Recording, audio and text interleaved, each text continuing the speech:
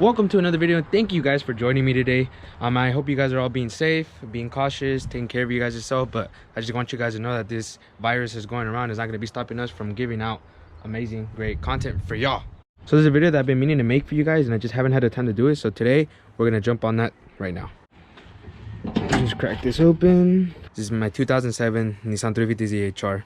And what I wanted to show you guys is how I deleted all the hoses that I removed and the heater core and all that stuff. And I wanted to explain to you guys how exactly I am that I'm running the cooling system on this car so that it does not overheat. I did delete also a lot of the lines underneath this intake, and it cleared up a lot of space.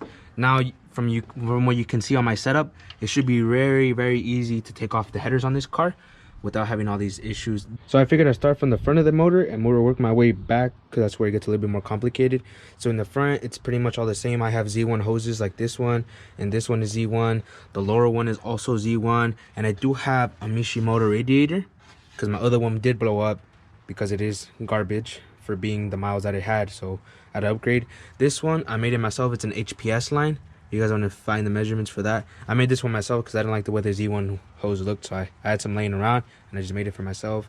As well as I got the Nismo radiator cap. Gotta have that. This is where it gets a little bit more interesting, because you usually have a bunch of hoses and you have a hard line right here that connects to the side of the motor right there where that red hose connects. You have a hard line that goes all the way through here with a bunch of other hoses and connects to the back and then just keeps going. So what I did is I chopped off this one and I chopped off this one because I didn't want to do all that weight, and I put my own size hose on this one, and I capped off this one because I only needed one. I only needed this hose, and this hose, the red one, connects right there to where the other plate is at. Normally that hose is a hard line, that where the screws at right there. Normally this is a hard line right there, but I cut it off and I connected that hose to it, and the hose just runs right there by the side. I have the heat shield from the factory header, so it's not a big deal if I run the hose through there. It should be fine. My coolant temps haven't been crazy or anything like that, so I just chopped out, that's a hard line as well, and I chopped it off and I put that hose on it, and then I just clamped it, and it's been working ever since. It's been working great, haven't had any issues. Let me see if I can get a better shot for you guys. So it's down there, and the reason I'm running this hose still is because I need that hose to open up the thermostat, because the thermostat is right here connected to this hose, and I need that hose to make sure that the thermostat gets coolant behind it. See, the thermostat is right there. I need that hose to give the thermostat coolant so I can tell it when to open and when to close. That might have been the heaviest hardline that I deleted, that was running through all right here. That hose connected from a hardline to the actual firewall and went through went through the heater core and all that good stuff. Some other coolant stuff that I deleted is a coolant that ran through the throttle bodies. As you can see, I have these green caps right here. You don't need to cap off your throttle bodies. I just did it just to prevent it from rusting because they're already pretty old. You don't have to do that because there used to be hoses that ran through there. It's to keep the throttle bodies warm, but to be honest, on a race car, why would you want it warm? That doesn't make any sense. You would want as cold air as possible to run through there, so I deleted those. And instead, I have this kit that I made myself that runs through here, and it deletes all the hard lines that are back here, because there's a bunch of hard lines. If you guys ever look back here, there's a bunch of hard lines that are there, and I deleted this with this kit. All it does is connect the from both sides, and then it connects to your HVAC system, and that's it. It's just a Y fitting, and that's all it is to it, to be honest. They ended up deleting this cap because this cap was another hose that ran through the hard line to the side right here, so I just capped that one as well. I used some nice HPS fittings, so haven't had any problems with it so far. I recommend you guys get caps that are meant for coolant and not for like gas or anything like that, because they do tend to wear out. I did have an issue with it overheating from that cap in the back going out and me not noticing because it wasn't for coolant. So on this side, I also capped off this HPS one. I'm not sure if you guys can see it right here. I kept this one off, and that's another hose that went from the motor to the actual firewall to the heater core. So then that's all taken out. So I just capped it. Haven't had any issues of it overheating or anything like that. So if it works, you guys don't have to do this, but I went the extra mile and I got some HPS caps. That one is a 3/4 19mm cap, as well as the one for the back of the motor on this side. That one's also a 19mm HPS cap. You guys don't have to get HPS. I decided to get the best stuff since I was having cooling issues, but you guys obviously don't have to get it. You guys can get whatever caps you guys decide to get.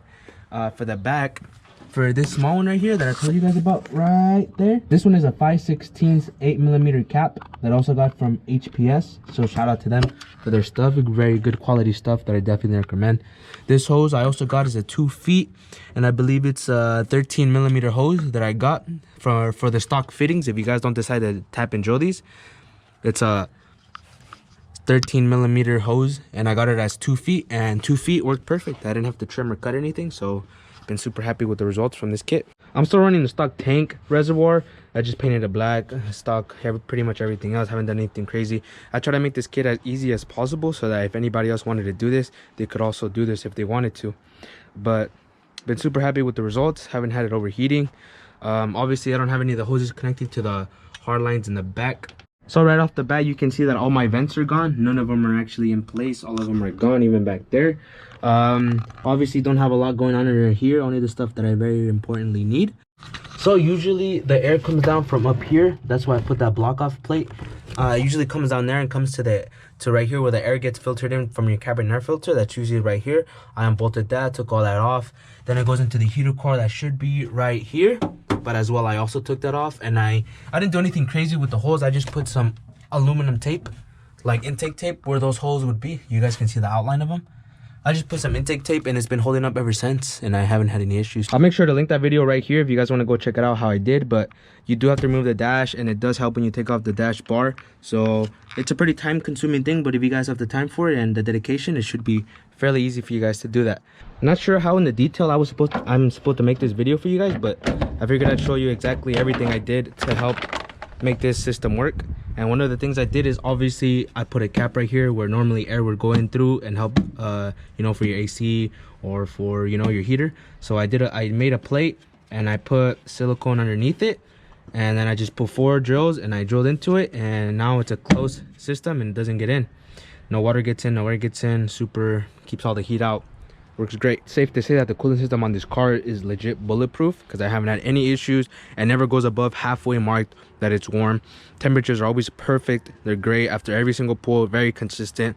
Shout out to that Mishimoto radiator that comes in clutch, as well as my old cooler that comes in clutch. Car just handles pull after pull after pull. Now, I'm sure you guys are curious as to why someone would ever do such things like this and invest that much time and effort into making this system as simple as possible. So let me break it down for you guys so you guys exactly know why you guys may or may not do this to your 350Z. Now, I'm sure I'm going to get questions about this a lot, and no, it's not the same thing for a DE. For a DE motor, you do have a lot more hard lines and a lot of different other passageways that you guys need to deal with, as well as having 2 hard lines going from each side of the motor. But if you guys are interested in seeing how to make the simple setup on a DE, make sure to leave it in the comments below, and we'll make sure to make the effort for you guys. If there's enough people that want it, we'll make sure to make it happen for you guys. So it was super convenient, just being able to take off everything with ease. Everything was completely taken off. Front radiator support, radiators, everything was taken off. The engine was just literally sitting in there. So that would be another reason why you guys would do this, because the less hoses are on your car, the less probability you guys have of popping one on the track, and it's just less things to worry about, you know. It's not have to worry about blowing a coolant hose that's a million times difficult to get underneath. You know, you don't have to worry about that. Another reason why I did this is because of the weight reduction that comes with it. Not just deleting the bunch of hoses back there and the hoses that come underneath here, but also deleting my AC, the AC condenser, and the heater core that goes inside the cabin of the car. Deleting all that, I wouldn't doubt that I lost anywhere from 70 to 80 pounds.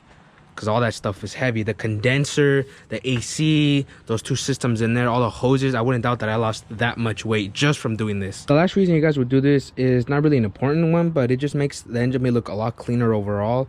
And I don't know about you guys, but me, doesn't matter if I'm a racer, but I like having my cars nice and clean, and the engine bay looking nice and clean. And I love the red hose, and I love the yellow, how it pops against the red.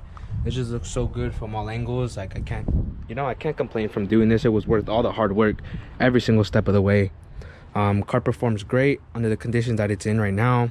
Haven't had any issues at all with stock fans still. So stock reservoir, this is literally as stock as the modification can get. Literally all you need is just some extra caps and a hose, and you could literally use all the stock parts. You could go crazy and make your own plates, make your own brackets and stuff like that, but I try to make this as simple as possible so that any one of you guys that's interested in doing this can do it for yourselves, no problems. A lot of people don't really do this mod just because a lot of they really care about having their AC on or about it getting hot or cold. And I live in California. It's a little bit gloomy right now, but I don't really get too sweaty in this car. It doesn't really get super hot, and it's black on black on black on black on black. So if I can do it, any of you guys can do it. Come on now. You do need to keep these controls, because you don't want, if you want to tune your car, it keeps them from freaking out, as well as keeping some of your check engine lights away, because you do need to have these, because the system does need it in order to run properly. You need that, and then the thing that goes right behind it. But everything else you guys can delete perfectly fine, no issues. I believe I went over everything already as to what was done to the car for this system.